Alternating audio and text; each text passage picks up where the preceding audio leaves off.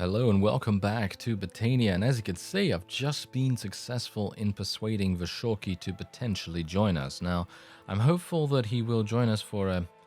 Never mind. He's not going to join us for a pittance at all, is he? No, he is going crazy on that money. Oh yes. You could almost say that he is almost like a CEO of a well-known logistics company. Oh, did I go there?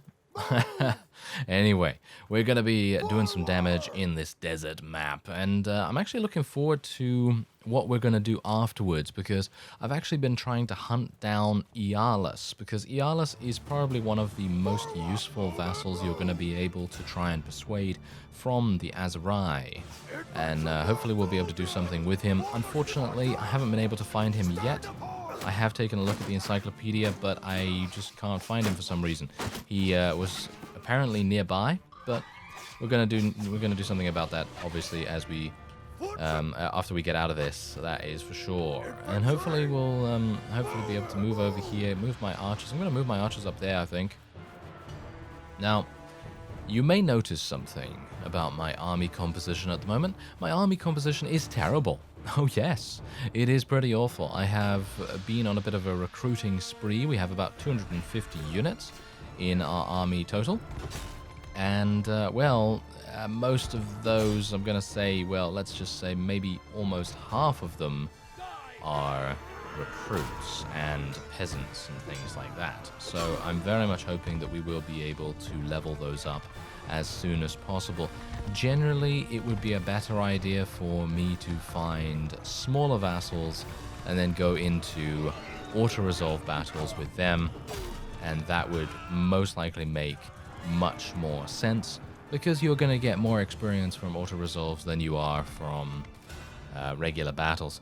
But I'm hopeful that that won't really matter too much, because I hope that the passive experience gain will be enough to kind of give us that little boost that we need to get our people into a nice level, nice tier, and try to do as much damage as we can with them.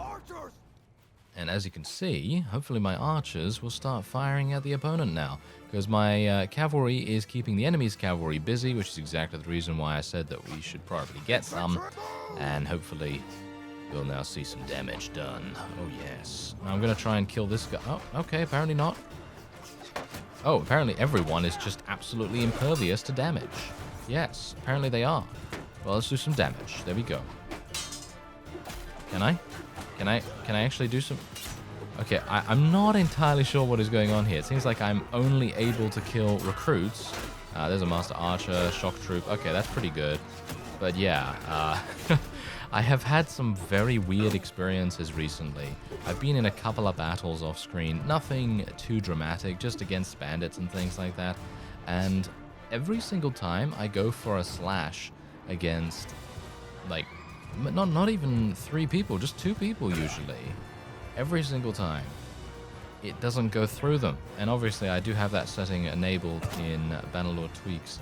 And I was hopeful that that would actually increase the efficiency of the two-handed weapon, because of course when it gets stopped and you only get 1 hit on 1 enemy, I'm not entirely sure if the benefits outweigh the risks, to be honest, because obviously you don't have a shield or anything like that, so you're going to have some difficulties staying alive in some cases.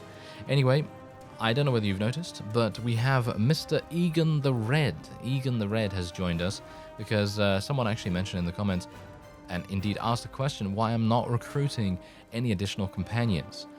That isn't anything to do with my specific game plan, if I have any.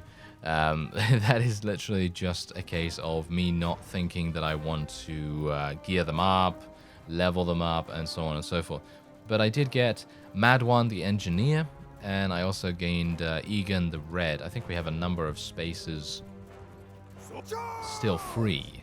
So, but potentially I could potentially get some more people and maybe add them to our ranks or something like that. But anyway, we ended up losing a whole bunch of peasants and volunteers, which is to be expected. Nothing to write home about, however, and we were able to achieve victory here. So I will be letting him go. Maybe if we continue to increase our relation with him, he might very well then decide, hey, those guys aren't so bad, and then maybe join us. Now, oh yeah, I think someone else also mentioned that I'm missing a whole bunch of Battanian prisoners. Now, yes, here's the thing. You're not able to recruit anything below tier 4. Actually, below tier 5. So in other words, if you can get tier 4 and below, then you'll be able to recruit them. But if you get tier 5, tier 6 units, then you won't be able to recruit those. So for example, if I wanted to recruit these Aserai Mamluk Palace Guards, I can't do that because these guys are tier 5, as you can see right here. And that's the reason why you may see some Battanian prisoners that I don't take or that I miss. And if I do miss them, then that's just because I'm human. I'm not a machine, even though beep boop, I might actually be. Who knows? Anyway, let's go on and take that loot. You can see here that I'm actually at Iarkis, and yeah, we chased Vishorki for a pretty significant amount of time. Oh, never mind. Okay, so apparently my quest to find Iarlus is going to have to be put on hold here because, as you can no doubt see, we have now made peace with the Aserai, which I suppose is a pretty good idea. I think whoever proposed that particular action is a genius because we now can focus our efforts solely on the Crusade. Oh, well, it seems like we're not going to be fighting the Crusade either. As I was making my way back to, well, warlike territory, we have now made peace with them as well. Now, this actually makes quite a bit of sense, even though I personally wouldn't appreciate it. But as you can see, it makes sense because Misui and a bunch of other vassals like Disporion were also in prisoner situations, and as a result, they're not going to be helping us. So it does make a little bit of sense to, you know, make peace there, but unfortunately, now we're not going to have anyone to fight. So I guess I'm just going to actually fight these looters real quick, because I do need to go into auto-resolve here. Oh. Yep. Click on the wrong thing. What better way to spend your time in peacetime than trying to persuade some additional minor factions to join yours? So let's see what we can do with Eragai here. Maybe we'll be able to get him. It seems like it's looking likely right now. However, he might very well ask us for some cash, and that is something I'm not entirely sure if I can afford. Oh, no, never mind. He actually just joined us for free, which is actually very nice. So let's go to the clan screen. Actually, no, not the clan screen. We're going to go to the kingdom screen, then go to the clans sub-menu, and we're just going to be getting this guy a little bit of... Oh, actually, it's not even necessary. It is not even necessary for me to schmooze him a little bit, because we have enough relation with him to make this perfectly fine. Let's actually give this guy a little bit of extra relation with us as well, because he seems to be a bit low. Not too low, but a little bit. And this guy was actually on his way to join Aldrich's army, which I gotta say would have been pretty catastrophic, shall we say. And I'd like to actually speak to Aldrich and see whether I can persuade him to join us, because he is indeed the leader of his own clan. And that's the thing. Even if he joins, but without a fief, it's not actually that big a deal. Because him joining in the first place is amazing. So let's see. Yeah, it's going to be highly unlikely in my opinion. Yes, highly unlikely, as you can quite clearly tell there. And he has, what is that? 3.6 million? Okay. Well, that's certainly not going to be something that we'll be able to do anytime soon, that's for sure. I wonder whether I can... no, that's on a newer version. I believe they have now enabled the ability for the player character to speak to anyone in an army when you speak to the leader. So you can basically say, hey, can I speak to, you know, person X or whatever? And then you're going to be able to speak to those. So that is actually very cool. Yeah, but now I have no idea what to do. I really don't. I suppose the one thing that I can do is just get prepared for the next war. So, in other words, fight bandits as much as I possibly can, level up my people as much as I possibly can, and get noble units recruited. And that's it. Well, someone seems to be a bit excited about a potential war that might be that might be starting relatively soon. As you can see, Urgion's running right through here with 3,650 troops. I can't imagine... I don't think I've actually seen a larger army except the one that I created with Byron that one time. So this is going to be intriguing to see what he does. It's kind of a bit weird that he's called for an army so large, and it's not actually wartime. Ah, there we go. Merely moments later, and we have a war against the Khuzait once again. Kind of weird. Kind of weird because, well, the Khuzait are actually pretty far away. I don't know why he would have created an army so far away from the enemy's main positions, but alright, you know, if that's what he wants to do, then that's what he wants to do. Now, hilariously enough, I actually thought that it would be a much better idea to declare war against the Vlandians, and I could have done it myself. I've done it beforehand in this series where I have kind of put the Battanians into a tough position by basically saying, hey, let's fight these guys. And then I actually ended up making Battania lose a bunch of territory because of that reason. So I kind of said to myself after that that I would probably try not to force through war declarations in the future, because we really don't want those AI-controlled vassals to gain any kind of advantage as the enemy, of course.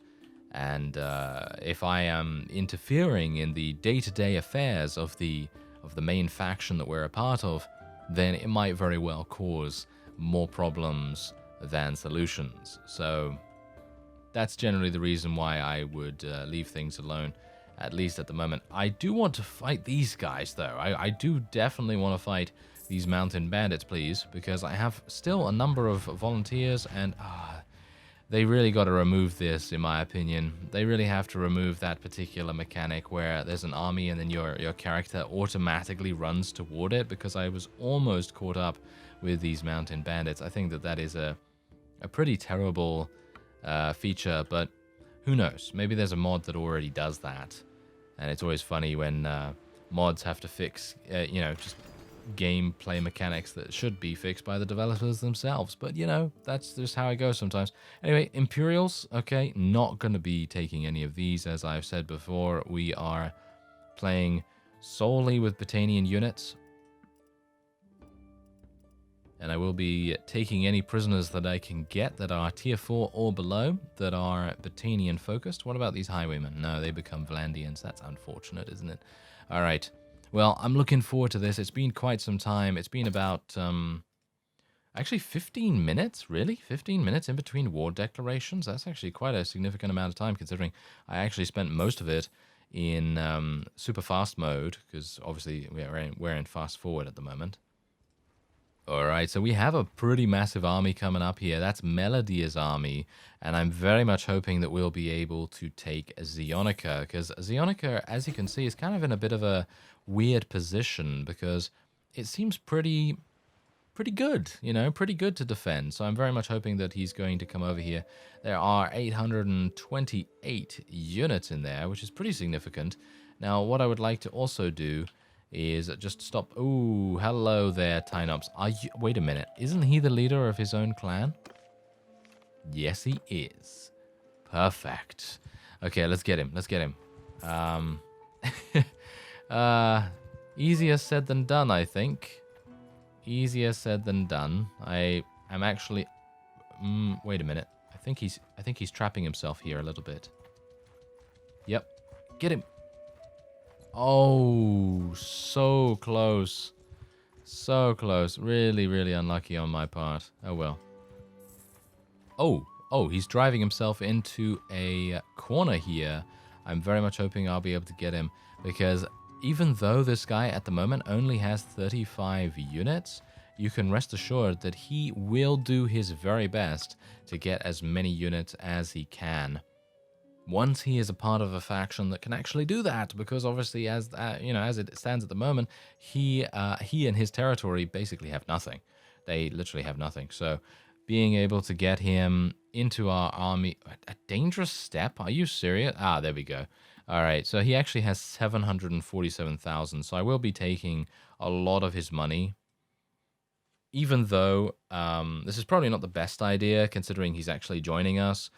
But you've got to consider the fact that with this money, I could potentially persuade someone else to join us, and it might be a pivotal step in gaining territory or whatever the case may be. But there you go, 580,000. We're still leaving him with a pretty significant amount anyway, so I think we're pretty happy with this decision.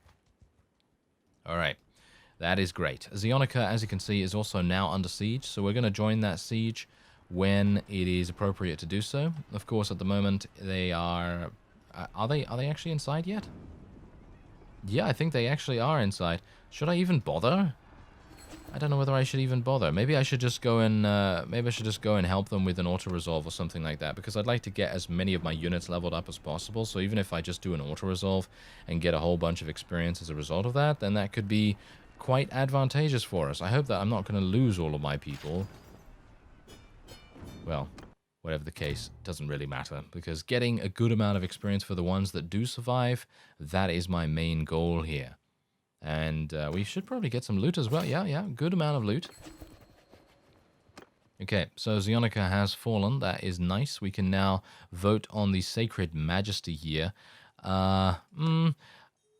I care about this so much? We're gaining 27. I don't really care, to be honest. I'm perfectly happy either way.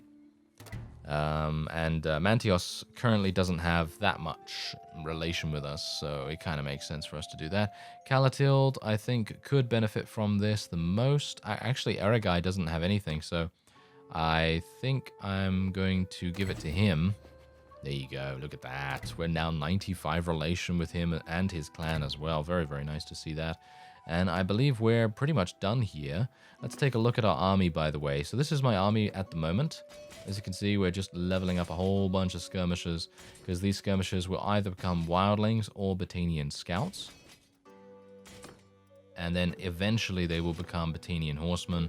And we also have mounted skirmishers as well. So I'm kind of reformatting my army composition as much as I possibly can to give us a greater, well, shall we say, chance to defend against the overwhelming cavalry might of the Khuzait. Because, of course, we know the Khuzait to be very, very difficult to deal with for a force that is literally just archers and infantry. They're going to be very difficult to pin down, because all of their units are cavalry, of course, and especially the Azarai as well. They have a number of horse archers as well that are very, very deadly for us to deal with too. So anyway, there's Zionica. We're also taking Cestadime Castle, which is very nice to see as well. Let's actually vote on this and see what we should... I think we should probably give it to Calatilde, because she's got 2 castles only, actually, and the others have multiples. So I think that's pretty good. And we're now going to move on, because what I'd like to do is maybe try and find... I don't know where Regea is. Where is Regea? Because as far as I am aware, her faction has been eliminated. No, she's actually still part of the Southern Empire. This is interesting. I don't know why... last seen near Cestadime Castle. That is ironic, isn't it? If you've seen the Byron series, by the way, which focuses on... Aha! There she is. Okay, fantastic. But yeah, if you've seen the Byron series that focuses on Khuzait units and Khuzait playstyle, horse archery, and so on, then you'll know the history between Regea and the Southern Empire and Byron himself. Okay, so let's have a look here. Sicanus. He is the leader. Okay, this is perfect. Okay, so it's highly unlikely we'll be able to persuade Regea, but I was actually wanting to speak to her and just see what's going on with her, to be honest. And, oh, what's going on here? Oh, wow, that's a massive army that's been completely destroyed by the Khuzait. Very surprising, actually. Very surprising to see that. I don't think we're going to really be able to catch up to this guy, but we might be able to run him into a... Ooh, yep, here we go. Ah, nah, he's smart, you know? He's smart.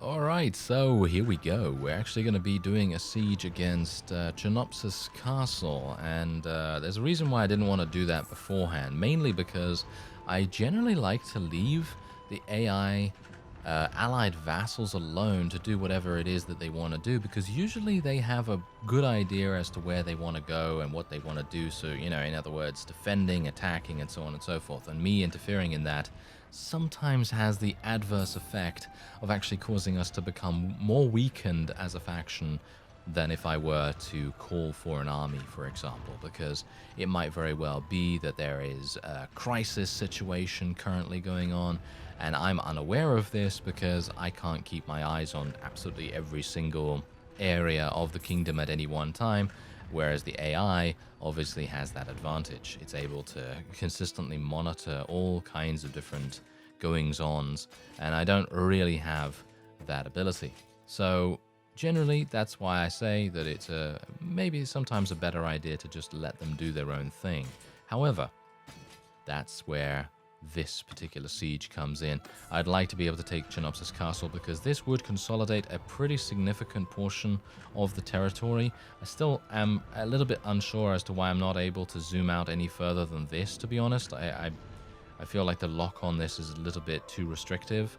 I suppose there is probably going to be a mod that that might increase that, but personally I feel like I should be able to zoom out all the way and have a look around and everything, but the camera is locked into this position. I don't know why that would be the case. Is there any strategic benefit to that? Does it make it more difficult for me to see things coming to attack me?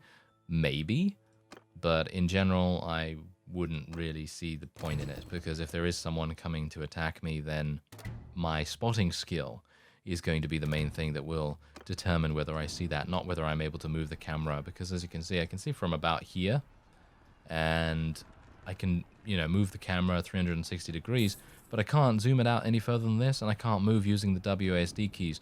So it's a bit weird, right? It's a bit weird. I feel like that's a bit weird anyway. Maybe that's just me. I've always been a bit unsure as to why that design decision was made, but anyway. There's only 400 units remaining now, and we've taken down the walls. I'm actually not going to be building siege towers or battering rams or anything like that, because I think that actually has an adverse effect on how effective we are in the actual siege. Because if you think about it, diverting forces over to manning those various pieces of equipment is going to result in less units trying to get inside through the walls themselves. And why else would we spend that much time and that many resources, and, for example, food supplies and things, in getting the walls down if we're not going to utilize them? So generally, I think it's a better idea sometimes, and maybe getting a battering ram is a good idea rather than the siege towers as well, because just look at how effortless it is for us to literally get inside here. Look at how effortless that was. And we have such a massive contingent of units in here because of the fact that I didn't build siege towers. So I think that generally has a good effect, but maybe that is just me. I'm not entirely sure, but we're getting some nice multi-kills going on here, which is very nice to see that. Usually we're not getting those because the enemy is having those supernatural block strings. They're able to literally just block even though they can't see me. Well, technically they can't see me because, let's face it, they don't have eyes in the back of their head. Well, I guess technically they do because they are AI, as I've said beforehand.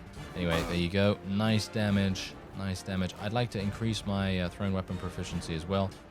Ooh, that would have been so cool to hit something through there. Blind shot would have been pretty fun. Nice. Really? Okay. That was a bit weird, Diggory. That was a bit weird. Oh well, never mind. I'm sure he's fine. Yeah, and now what's also pretty cool, actually, about the whole having a shield on your back thing is that if anyone does attack the shield on your back, you're going to take only partial damage as a result of it. So that's the reason why we're running around with the shield on our back as well. That does help out quite a bit. Anyway, super easy victory, no? I feel like that is much, much easier than building the siege towers and the battering rams and things like that. Because although it does have the added benefit of causing the enemy to sort of be a little bit split as well, so they're going to be attempting to defend from the siege towers and the battering ram at the same time, it is also splitting our forces so dramatically that we're probably not going to have a very, very good time doing that. So yeah, anyway, this guy already owns a castle, this guy already owns a castle, this guy does not, so we're just going to be, giving that to him. Lamanon, I think, is a pretty awful defender. He seems to always lose his fiefs. I don't exactly know why that would be, but apparently he does. Anyway, we're just going to disband the army here. I have been attempting to speak to as many Southern Empire and generally any Empire vassals that I possibly can, but unfortunately they seem to be way too fast for my size of army at the moment. Varagos Castle seems to be under siege though, so we're going to go over there and have a look. Ah, Oros, I would love to speak to you, sir. Would you mind just waiting around a little bit? He's in a battle. Okay, that's perfect. That is actually perfect, because he's going to be disorganized after the battle ends. And then I'll be able to speak to him. There he is. Get him. No, that's too slow. I didn't expect him to go that direction. Ah. Sad. Absolutely sad. Oh, well, never mind. Oh, he might. Oh, yes, yes. No, don't go into. Don't. Ah, yeah. This guy's way too slippery for my liking. Okay, I guess I'm just gonna let him go then. Varagos Castle was taken because, as I expected, there is a very large army running around there and trying to do some damage. So let's give this to Tynops as well. Why not? There we go. Get his relation up with us as well. And yeah, Zionica apparently was taken back. Okay. Oh, we took Poros as well, as you can quite clearly tell. That's nice. That is very nice. Okay, so how many units do they actually have in here? 83. All right, let's go. Let's go and take it back. We can pretty much take this back by ourselves, I'm pretty sure. I should even be able to... Actually, you know what? I'm not going to build a battering ram or anything like that. I was thinking maybe I should just cancel all my trebuchets and instead just go in there. Oh, hello. Right. Well, unfortunately, I'm not going to be able to by the looks of things. So I'm going to just go this way instead. And maybe we can speak to Arcor. I think Arcor is maybe the leader of his clan. The name doesn't really ring a bell, so I would assume that he's probably not. He's probably a minor vassal in his clan or something like that. You can see here that because of the army calling, I now only have 13 days worth of food, which is pretty insane. I mean, the amount of... it's crazy. The amount of food that is consumed in an army is just... absolutely crazy. Of course, there are traits and various other skills that you can take to try and reduce the impact of those things, but, you know, I don't think I have those at the moment, unfortunately. Anyway, I think that's actually going to be it for this episode. Unfortunately, not too much going on, because, as I say, peacetime really messes with the entire flow of the game, and I'm going to have to wait a pretty significant amount of time off screen to get anything to happen, because otherwise I'm just going to do tournaments, I'm just going to show bandit hideouts, and that's all the kinds of things that I'll do off screen. And you, by all means, you can let me know if you want to see some tournaments and stuff like that, because I'm perfectly happy to do them. But obviously we've seen them in the past, and you know that I'm decent at them nowadays, so it's kind of a foregone conclusion that I might end up achieving victory, maybe 80-90% of the time. But anyway, that is it for this episode. I thank you very much for watching, and I'll see you next time.